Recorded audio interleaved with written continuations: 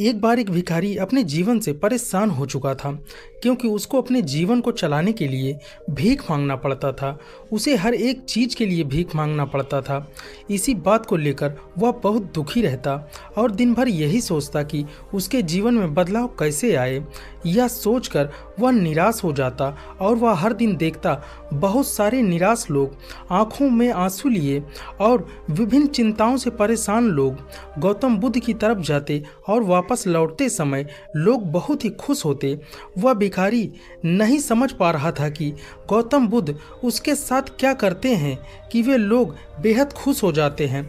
वापस लौटते हुए लोगों के हाथों में ना तो ढेर सारे पैसे होते थे और ना ही सोने चांदी। तो फिर ऐसा क्या होता था कि लोग बुद्ध के पास लौटते वक्त इतना खुश हो जाते थे।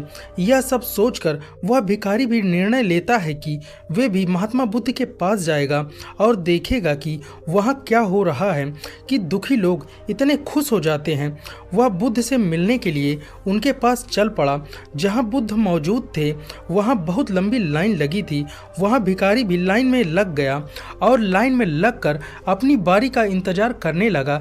देखते ही देखते उसकी बारी आ गई और उसने बुद्ध से कहा, बुद्ध मैं बहुत ही गरीब हूँ, मेरे पास कुछ भी नहीं है, मुझे अपने जीवन में जीने के लिए दूसरों से भीख मांगनी पड़ती है।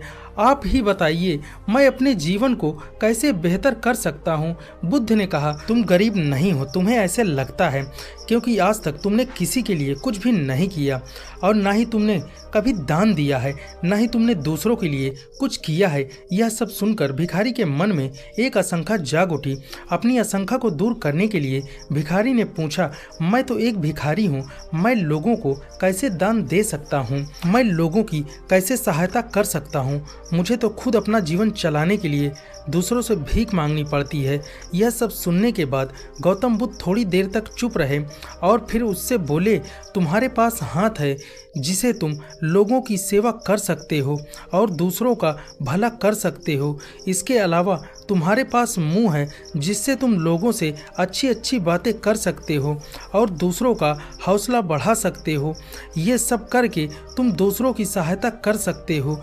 जरूरी नहीं कि दान सिर्फ पैसों से किया जाए। हम चाहें तो हम शिक्षा का दान कर सकते हैं, चाहे तो अन्य किसी का दान कर सकते हैं।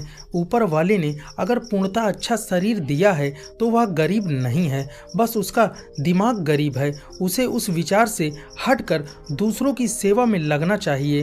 बुद्ध की यह बातें सुनने के बाद वह भिखारी बहुत ही ज़्यादा खुश हो गया और अब उसका मन संतुष्ट था। उसने बुद्ध के सामने ही निर्णय लिया कि आज के बाद वह भीख नहीं मांगेगा और भीख मांगना छोड़ देगा और कुछ ना कुछ अच्छा काम करेगा।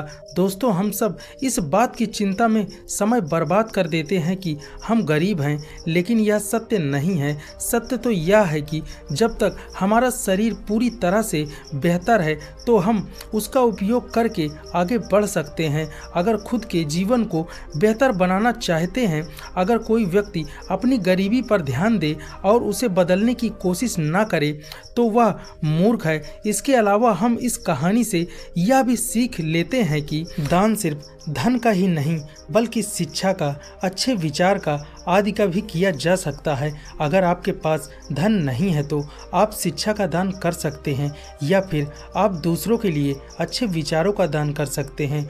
अगर इन दोनों से अंततः हमारे समाज की भलाई ही होगी और हमारा समाज ऊपर उठता रहेगा। नमो बुद्धाय मित्रों, अगर आपको यह वीडियो पसंद आई हो तो चैनल को सब्सक्राइब करें जिससे हमारी नई वीडियो की जानकारी आपको मिलती रहे। धन्यवाद।